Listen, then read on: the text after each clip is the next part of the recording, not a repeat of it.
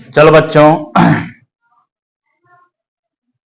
Reaction mechanism में मैं सबसे पहला जो टॉपिक स्टार्ट किया था, कौन सा स्टार्ट किया था? Substitution reaction. कौन सा? Substitution reaction. सब्स्टिट्यूशन रिएक्शन में मैंने कहा कि यदि हम रिएक्शन के मैकेनिज्म में जाते हैं, रिएक्शन के मैकेनिज्म में जाते हैं, तो कभी नाम लिया जाता है कि फ्री रेडिकल सब्स्टिट्यूशन, कभी बोला जाता है इलेक्ट्रोफिलिक सब्स्टिट्यूशन, और कभी कहा जाता है न्यूक्लियोफिलिक सब्स्टिट्यूशन। तो सबसे पहले तो यह समझ लीजिए कि सब्स्टिट्यूशन रिएक्शन होता क्या है।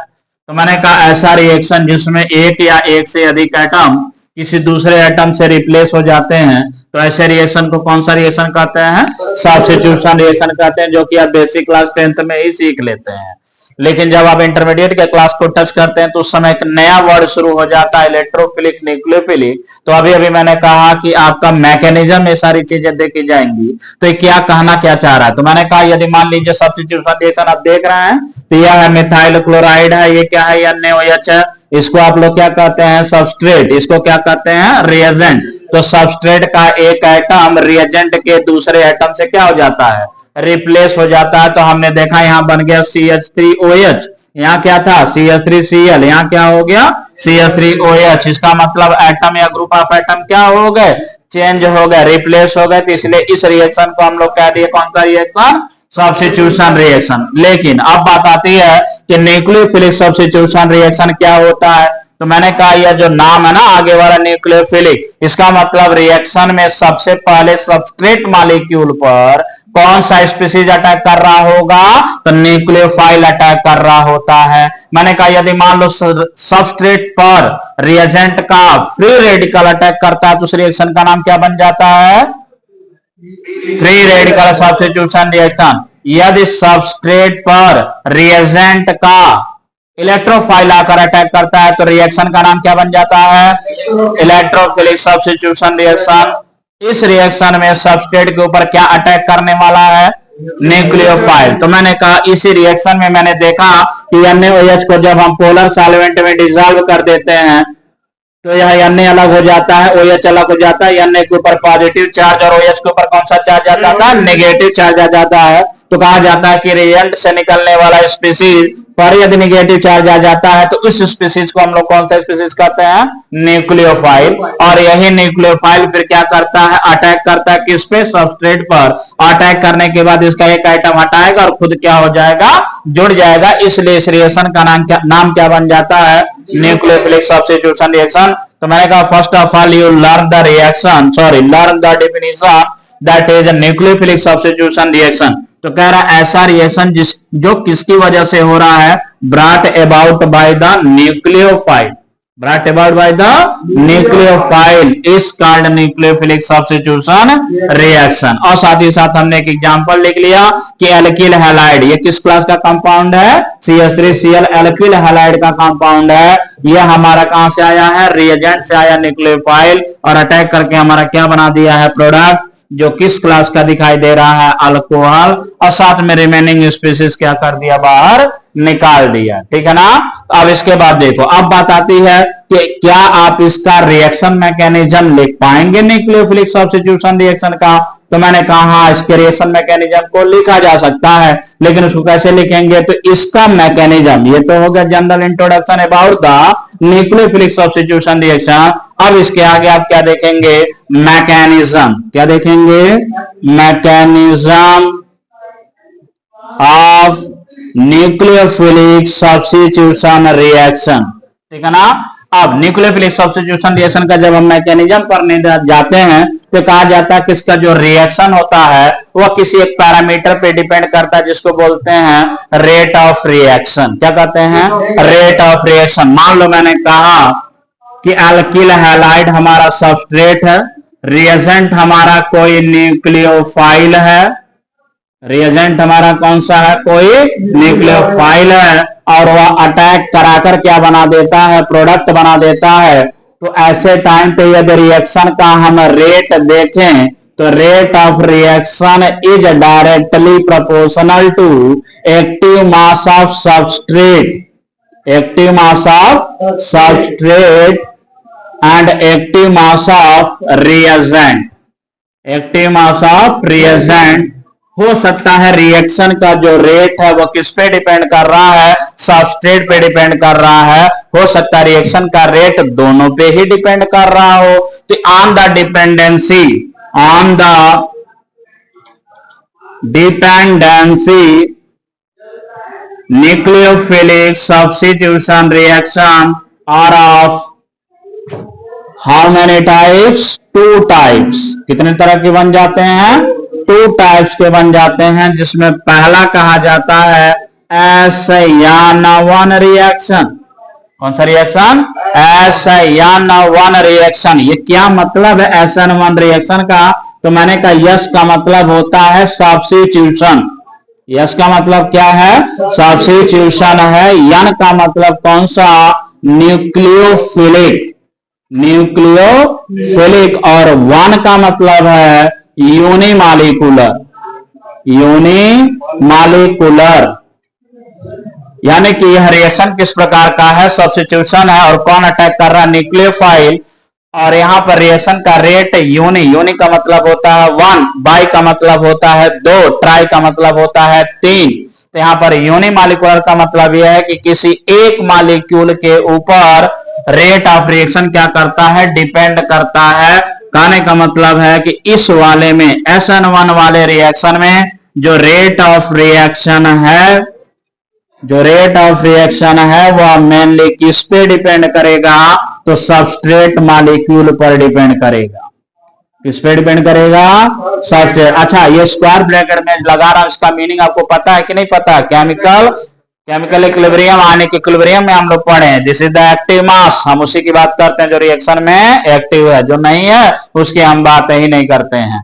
तो मैंने कहा rate of reaction is only depends on the substrate molecule, so that this reaction is called SN1 reaction. यदि रेट ऑफ रिएक्शन केवल किस पे डिपेंड करता है, सबस्ट्रेट के मॉलिक्यूल पर, इस रिएक्शन को कौन सा रिएक्शन बोलेंगे, SN1। और SN1 का पूरा नाम क्या है, तो मैंने कहा नाम तो तुम्हें लिखे ही हो। यस का मतलब सब्स्टिट्यूशन, एन का मतलब न्यूक्लियोफिलिक और 1 का मतलब यूनिमॉलिक्यूलर। लेकिन इसे पूरा नाम सही से क्या बोलते हैं, इसको बोलते हैं unimolecular, unimolecular nucleophilic, nucleophilic substitution reaction. बोलो, बात समझ में आ रहा है। अगर आपसे कहा जाए SN1 की मीनिंग क्या है तो बता लोगे, क्या मतलब कि यदि कोई भी रिएक्शन है तो उसका रेट ऑफ रिएक्शन कितने पे डिपेंड करेगा, एक मॉलिक्यूल पर। वह एक मॉलिक्यूल कौन होगा, सबस्ट्रेट होगा, रिएजेंट नहीं, केवल कौन सा, सबस्ट्रेट होगा। तो इसे हम SN1 रिएक्शन बोलते हैं। फिर मैंने कहा, मान लीजिए मैंने दूसरा नाम बोला कौन सा, SN2। अब SN2 क्या हो गया, SN2 क्या हो गया, सब्स्टिट्यूशन न्यूक्लियोफिलिक डाई या बाई, तो बाई बोलो, ज्यादातर क्या यूज किया जाता है, बाई। हाँ, सब्स्टिट्यूशन न्यूक्लियोफिलिक बाई मॉलिक्यूलर। तो मैंने कहा इसका सही नाम बता दो जरा, तो पहले बाई मॉलिक्यूलर लिख लो, ऐसे जैसे ये लिखा है, by molecular nucleophilic, nucleophilic substitution reaction. बोलो, पॉइंट इतना समझ में आया कि नहीं आया। अब मैंने कहा उसी तरह से जैसे ये रेट ऑफ रिएक्शन कितने पे डिपेंड कर रहा है, केवल सबस्ट्रेट पर, उसी तरह इस वाले में क्या होगा, rate of reaction, rate of reaction is directly proportional to active mass of substrate as well as active mass of reagent. क्योंकि केमिकल रिएक्शन में 2 पार्ट है, मेन कैटलिस्ट रिएक्शन में पार्टिसिपेट करता नहीं है, कौन मेनली करता है, सबस्ट्रेट और रिएजेंट। यदि रेट ऑफ रिएक्शन दोनों मॉलिक्यूल पे डिपेंड कर देता है, दोनों मॉलिक्यूल पे डिपेंड कर देता है, इसीलिए यहां पर क्या लिखा जा रहा है, 2 लिखा जा रहा है। वहां एक पे डिपेंड कर रहा है तो क्या लिखा जा रहा है, 1। यहां दोनों पे डिपेंड हो रहा है, क्या लिखा जा रहा है, 2। इसलिए इस रिएक्शन को हम लोग कौन सा रिएक्शन बोलते हैं, by molecular nucleophilic substitution reaction. बोलो, पॉइंट यहां तक समझ में आ गया है, नोट करने पहले। देखिए,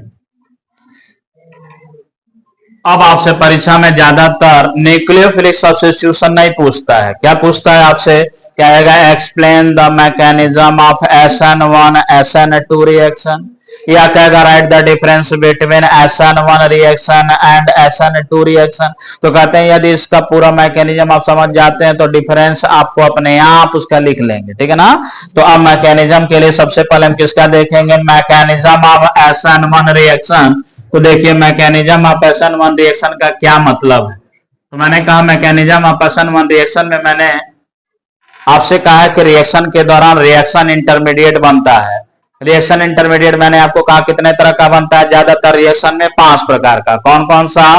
carbocation, carbene ion, free radical, carbene और नाइट्रीन। तो ऐसा ही कुछ यहां बनने जाता है। तो मैंने कहा देखो, सबसे पहले क्या करना है कि हमने जो एल्किल हैलाइड ले लिया है CH3 सिंगल बॉन्ड Cl, इस ग्रुप में एक ऐसा एटम होना चाहिए जो लिविंग ग्रुप की तरह काम करता है, मतलब वो आसानी से छोड़ के क्या हो जाए, वह निकल जाए। यानी कि बॉन्ड बहुत पोलर है तो आसानी से क्या कर सकता है, वह निकल सकता है। तो इस चारों में H और Cl में सबसे बढ़िया लिविंग ग्रुप कौन सा हो जाता है? Cl हो जाता है। तो हम Cl को मान लेते हैं लिविंग ग्रुप है, या ये कह देते हैं कि बॉन्ड इसका बहुत ज्यादा क्या है, पोलर है। अब यह क्या होता है, जब इसे हम सॉल्वेंट में डिसॉल्व करते हैं तो यह पोलर मॉलिक्यूल क्या करता है, यह अपने स्थान को छोड़कर या बॉन्ड को तोड़ के क्या हो जाता है, निकल जाता है। तो मैंने कहा C single bond hydrogen, single bond hydrogen, single bond hydrogen. Cl जब बाहर निकला तो C और Cl के बीच में इलेक्ट्रोनेगेटिविटी का डिफरेंस ज्यादा है। यह ज्यादा इलेक्ट्रोनेगेटिव होता है, ये कम इलेक्ट्रोनेगेटिव है। तो इसके ऊपर कौन सा चार्ज जाएगा? माइनस। इसके ऊपर कौन सा चार्ज जाएगा? प्लस। तो यहां पर आ गया आपका Cl के ऊपर माइनस चार्ज और C के ऊपर कौन सा चार्ज आ गया? प्लस चार्ज आ गया। अब C के ऊपर प्लस चार्ज आने की वजह से यह रिएक्शन इंटरमीडिएट कौन सा बन गया? कार्बोकेटायन बन गया कि नहीं बना? कार्बोकेटायन। यही कार्बोकेटायन हमारा क्या होता है? RDS होता है, रेट डिटरमाइनिंग स्टेप। किसी भी मैकेनिज्म में जब हमारा रिएक्शन इंटरमीडिएट जिस स्टेप में बनता है उसी से हमें पता चलता है कि रिएक्शन का क्या फंडामेंटल है, रिएक्शन का क्या मैकेनिज्म है। तो यहां पर हम देख रहे हैं कि इस स्टेप पे क्या बना है? कार्बोकेटायन। तो आपसे पूछा जाए SN1 रिएक्शन मैकेनिज्म किस इंटरमीडिएट के थ्रू चलता है, तो क्या आंसर देंगे आप? कार्बोकेटायन रिएक्शन इंटरमीडिएट के थ्रू चलता है। दोबारा मैं क्वेश्चन रिपीट कर रहा हूं, यदि आपसे पूछा जाए कि SN1 रिएक्शन किस रिएक्शन इंटरमीडिएट के थ्रू यह चलता है, तो आंसर क्या देंगे? कार्बोकेटायन देंगे, क्योंकि कार्बोकेटायन ये जो बना है यही हमारा तो सबस्ट्रेट मॉलिक्यूल यही है ना। सबस्ट्रेट मॉलिक्यूल यही है। यहां से लिविंग ग्रुप बाहर निकल गया, कार्बोकेटायन जनरेट कर दिया। तो मैंने कहा इस स्टेप का नाम क्या लिखेंगे? तो आप देख रहे हैं स्टेप में क्या बन रहा है? कार्बोकेटायन बन रहा है। तो नाम ही वही लिख दीजिए, फॉर्मेशन ऑफ कार्बोकेटायन। अब जब कार्बोकेटायन बन गया तो मैंने कहा रिएक्शन में आपका क्या है? न्यूक्लियोफाइल है, तो उसे लिखे 2, स्टेप 2, और उसमें करा दिया attack. Attack of nucleophile on किसके ऊपर? किसके ऊपर? कार्बोकेटायन के ऊपर, ऑन कार्बोकेटायन। तो कार्बोकेटायन आपका ये है C single bond H single bond H single bond H, यहां पर है प्लस, न्यूक्लियोफाइल क्या फार्मूला OH माइनस, आके अटैक कर दिया, बन जाएगा C single bond H single bond H single bond H, यहां पर क्या आ गया? OH। अब देखिए प्रोडक्ट बन गया कि नहीं बना? ये फाइनल आपका क्या बन गया? प्रोडक्ट। तो ये बताइए कि दोनों स्टेप में ज्यादा समय कौन लिया होगा? ये ज्यादा समय लिया होगा कि ये ज्यादा समय लिया होगा? जब रिएक्शन इंटरमीडिएट बनता है तब ज्यादा समय लगता है, जब एक बार रिएक्शन इंटरमीडिएट बन जाता है तब रिएक्शन को प्रोडक्ट बनाने में टाइम नहीं लगता है। तो एक बार रिएक्शन इंटरमीडिएट यहां बन चुका है, इस रिएक्शन को कंप्लीट होने में विद इन फ्यू सेकेंड के अंदर क्या हो जाएगा, यह प्रोडक्ट बन जाएगा। यही बनने में टाइम लगता है, कौन सा, रिएक्शन इंटरमीडिएट। इसलिए आपका यह जो आरडीएस मैंने लिखा है रेट डिटरमाइनिंग स्टेप, उस रेट डिटरमाइनिंग स्टेप से यह पता चलता है कि किस रिएक्शन इंटरमीडिएट के थ्रू यह रिएक्शन चल रहा है। तो किस रिएक्शन इंटरमीडिएट के थ्रू चल रहा है, कार्बोकेटायन के थ्रू चल रहा है। बोल बात समझ में आ रहा है। तो यदि आपसे पूछा जाए पहला क्वेश्चन कि यदि SN1 रिएक्शन मैकेनिज्म है तो वह किस रिएक्शन इंटरमीडिएट के थ्रू चलता है, कार्बोकेटायन के थ्रू चलता है। यदि आपसे अब दूसरा क्वेश्चन यहां कर दिया जाता है कि अगर मान लीजिए हमारे पास 1 डिग्री एल्किल हैलाइड है, 2 डिग्री एल्किल हैलाइड है और 3 डिग्री एल्किल हैलाइड है, तो बताओ यदि मैं इसे किसी न्यूक्लियोफाइल के साथ रिएक्शन कराऊं तो सबसे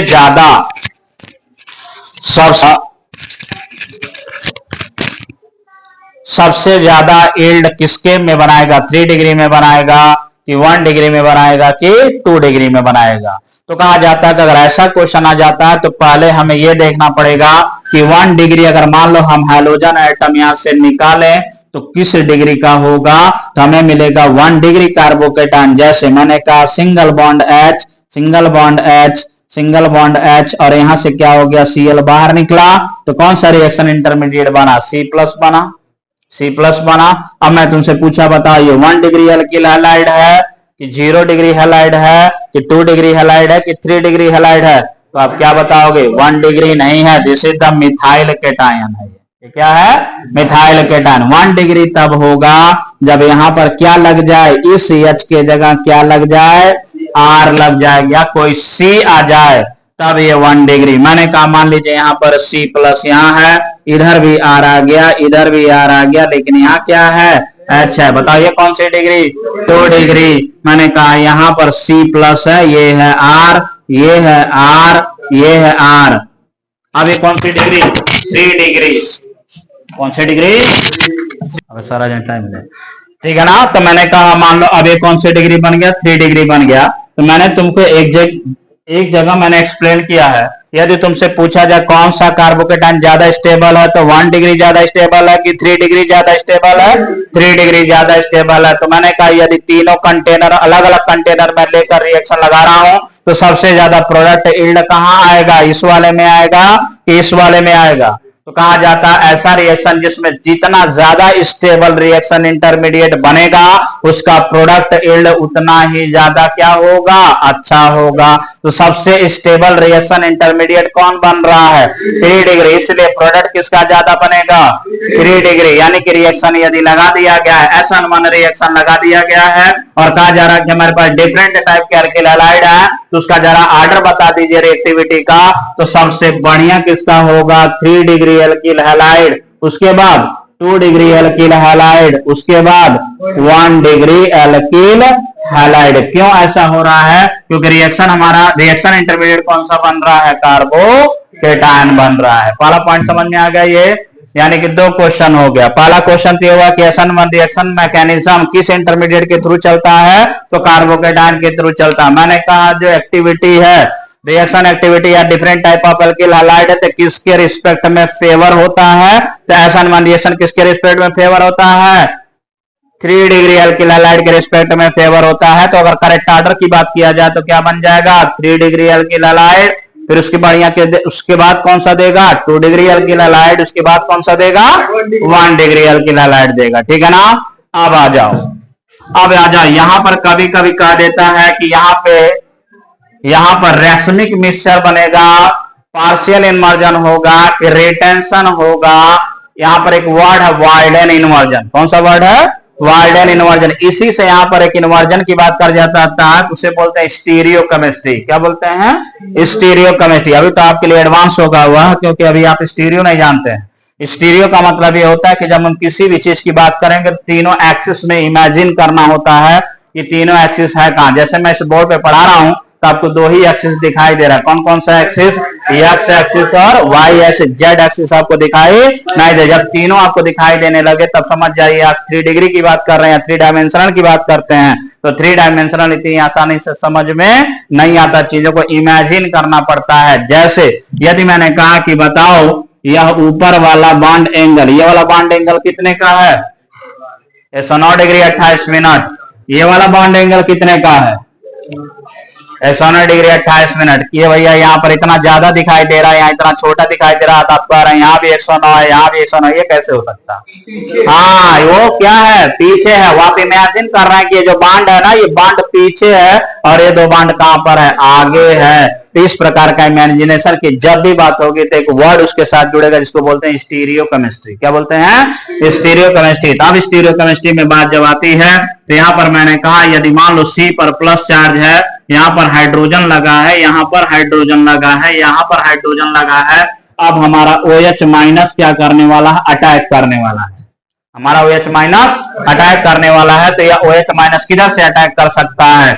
तो अगर ये इधर से अटैक कर सकता है और ये इधर से भी अटैक कर सकता है, मैंने कहा यदि इधर से अटैक कर दिया तो क्या बनेगा? C single bond H, single bond H, single bond H, इधर से अटैक किया तो OH किधर लग गया? इस साइड। अब मान लीजिए मैंने कहा अगर इधर से अटैक कर दिया तब तो C single bond H, single bond H, single bond H, ये किधर है? OH। अब देखिए ये OH किधर दिखाई दे रहा है? Right hand side. ये OH किधर दिखाई दे रहा है? Left hand side. जब हम ये स्ट्रक्चर बनाए थे, रिएक्शन कराए थे, तो OH किधर दिखाई दे रहा है? Right hand. Cl किधर दिखाई दे रहा है? Right hand side. तो कहा जाता है यदि Cl हमारा राइट हैंड साइड था, OH भी राइट हैंड साइड आके लग रहा है, इस प्रोसेस को बोलते हैं रिटेंशन। क्या बोलते हैं? रिटेंशन। लेकिन अगर हमारा Cl राइट हैंड साइड में था और OH आके किधर जुड़ गया? लेफ्ट हैंड में जुड़ गया, इस प्रोसेस को हम क्या बोलेंगे? इन्वर्जन। इन्वर्जन मतलब पलट गया। इन्वर्जन मतलब पलट गया। इसका मतलब इन्वर्जन भी हो रहा है और रिटेंशन भी हो रहा है। तो 50% क्या हो गया? इन्वर्जन। 50% इन्वर्जन और 50% रिटेंशन। रिटेंशन 50% वही बना, 50% क्या हो गया? बदल गया। इसी को हम लोग बोलते हैं क्या? Partial inversion. क्या बोलते हैं? Partial inversion. तो अब कंफ्यूज मत करिएगा पार्शियल इन्वर्जन का क्या मतलब है। 3 क्वेश्चन बहुत इंपॉर्टेंट SN1 के रिस्पेक्ट में। कौन कौन सा? पहला, किस रिएक्शन इंटरमीडिएट के थ्रू चलता है? कार्बोकेटायन। एल्किल हैलाइड हमारा 3 तरह का है, 1 degree alkyl halide, 2 degree alkyl halide, 3 degree alkyl halide. किसके साथ SN1 बढ़िया रिएक्शन देता है? 3 डिग्री के साथ बढ़िया देता है। तो ऑर्डर क्या बन जाएगा? 3 डिग्री, 2 डिग्री, 1 डिग्री। तीसरा क्वेश्चन ये आ जाता है कि यदि हमारा OH माइनस यानी न्यूक्लियोफाइल जब अटैक करता है तो हमारा कॉन्फ़िगरेशन कंप्लीट इन्वर्जन होता है कि पार्शियल इन्वर्जन होता है? हमने कहा यहाँ पार्शियल इन्वर्जन होता है। क्यों पार्शियल इन्वर्जन होता है? क्योंकि जितना 50% रिटेंशन भी बनता है और 50% इन्वर्जन। तो 50% के लिए जो वर्ड यूज किया जाता है वो क्या है? पार्शियल। यदि पूरा पलट गया होता, पूरा का पूरा कॉन्फ़िगरेशन पलट गया होता तो उसे हम क्या बोलेंगे? कंप्लीट इन्वर्जन बोलेंगे। उसी कंप्लीट इन्वर्जन का दूसरा नाम क्या है? Walden inversion. या यहाँ पर 100% इन्वर्जन हो रहा है कि 50% इन्वर्जन? इसलिए यहाँ क्या बोलेंगे? Partial inversion. अब कहां वाल्डन इन्वर्जन 100% आएगा? मैं अगले वाले रिएक्शन में देखूंगा। कहां पर? SN2 रिएक्शन में। किसमें देखेंगे? SN2। तो बताइए, इतना क्लियर हो गया? यह बेसिक चीज। अभी और भी इसके अंदर है, और भी डाटा इसके अंदर है, लेकिन अभी इस स्टेज पे आप इसको प्रोसेस को समझकर 3 क्वेश्चन को अगर समझ गए हैं कि यह रिएक्शन मैकेनिज्म कितने स्टेप में चल रहा है? 2 स्टेप में। पहला स्टेप फॉर्मेशन ऑफ कार्बोकेटायन, दूसरा क्या कर रहा है? Attack of nucleophile. उसके बाद अटैक करने के बाद आपसे रिएक्टिविटी पूछ ले रहा है कि किसके रिस्पेक्ट में क्या ऑर्डर बनता है और कौन सा प्रोसेस है? कंप्लीट इन्वर्जन है कि पार्शियल इन्वर्जन है? बोलवा समझ में आ गया? नोट कर लो पहले इतना। देखो बच्चा, SN2 रिएक्शन। SN2 रिएक्शन इसलिए कहा जाता है क्योंकि यहाँ पर हम देखते हैं जब न्यूक्लियोफिलिक सब्स्टिट्यूशन रिएक्शन तो सब्स्टिट्यूशन रिएक्शन में सबस्ट्रेट मॉलिक्यूल और रिएजेंट मॉलिक्यूल दोनों पे डिपेंड करता है रेट ऑफ रिएक्शन। तो ऐसा रिएक्शन या ऐसा सब्स्टिट्यूशन रिएक्शन जिसमें रेट ऑफ रिएक्शन दोनों पे डिपेंड करता है तो उसको हम बोलते हैं बायमॉलिक्यूलर, और बायमॉलिक्यूलर को क्या लिखा जाता है? 2। तो न्यूक्लियोफिलिक सब्स्टिट्यूशन रिएक्शन कितने मॉलिक्यूल का? 2। तो बन जाता है बायमॉलिक्यूलर न्यूक्लियोफिलिक सब्स्टिट्यूशन रिएक्शन। तो यह सेकंड ऑर्डर काइनेटिक कहा जाता है। सेकंड ऑर्डर काइनेटिक का मतलब होता है कि जब रेट ऑफ रिएक्शन 2 पे डिपेंड करेगा तो सेकंड ऑर्डर, और जब 1 पे डिपेंड करेगा तो फर्स्ट ऑर्डर। यानी कि SN1 रिएक्शन किस ऑर्डर का हो गया है? फर्स्ट ऑर्डर काइनेटिक, और SN2 किस ऑर्डर का हो गया है? सेकंड ऑर्डर काइनेटिक का रिएक्शन हो गया है। तो हम यहां देख लेते हैं rate equal to K, substrate और रिएजेंट के एक्टिव मास के इक्वल, ठीक है ना। तो ये हो गया सेकंड ऑर्डर काइनेटिक का रिएक्शन है। अब रही बात इसमें मेन प्रॉब्लम क्या है कि रिएक्शन कितने स्टेप में चलता है, 1 स्टेप में कि 2 स्टेप में, या इसका मैकेनिज्म क्या चलता है। तो मैंने कहा कि मैकेनिज्म ऑफ SN2 रिएक्शन ये देखते हैं कि SN2 reaction mechanism take place in how many step? How many step? 1 step, एक स्टेप में चलता है। जबकि SN1 रिएक्शन कितने स्टेप में चला था? 2 स्टेप में, है ना। पहले स्टेप में कार्बोकेटायन बना था, दूसरे स्टेप पर न्यूक्लियोफाइल पे अटैक कर दिया था। जबकि ये वाला क्या हो रहा है? सिंगल स्टेप में हो रहा है, 1 स्टेप में हो रहा है। या थ्रू द इंटरमीडिएट, कौन सा इंटरमीडिएट बन रहा है? पेंटावैलेंसी ट्रांजिशन स्टेट। SN1 रिएक्शन में कैसा बना था? Carbocation reaction intermediate. जबकि SN2 में क्या बन रहा है? पेंटावैलेंसी ट्रांजिशन स्टेट बन रहा है। अब हम देख रहे हैं कि स्टेप 1 में रिएक्शन क्या हो रहा है कि जब न्यूक्लियोफाइल इस सबस्ट्रेट पर अटैक कर रहा है तो एक समय ऐसा आ रहा है कि Cl जो वीक न्यूक्लियोफाइल वो धीरे-धीरे बॉन्ड क्या हो रहा है? टूट रहा है, और स्ट्रॉन्गर न्यूक्लियोफाइल OH इससे धीरे-धीरे क्या होता जा रहा है? जुड़ता जा रहा है। तो पुराना बॉन्ड लगातार टूटता जा रहा है और नया बॉन्ड लगातार क्या होता जा रहा है? बनता जा रहा है। तो एक समय ऐसा आ रहा है कि C पर हमें 5 बॉन्ड बनता हुआ दिखाई दिया जा रहा है। 1 2 3 और एक बॉन्ड ये, एक बॉन्ड ये, टोटल कितना बॉन्ड हो गया?